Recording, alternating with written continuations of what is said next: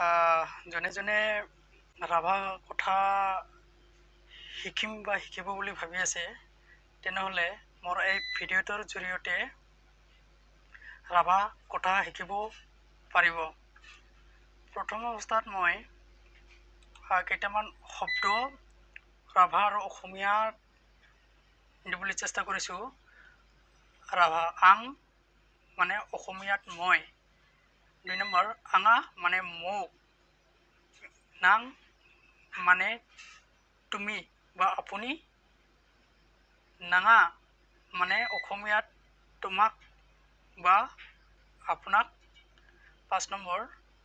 নাৰং মানে অসমীয়াত তোমালোক, 6 নম্বৰ নাৰঙা মানে অসমীয়াত তোমালোকক, 7 নম্বৰ নাঙি মানে অসমীয়াত তোমাৰ,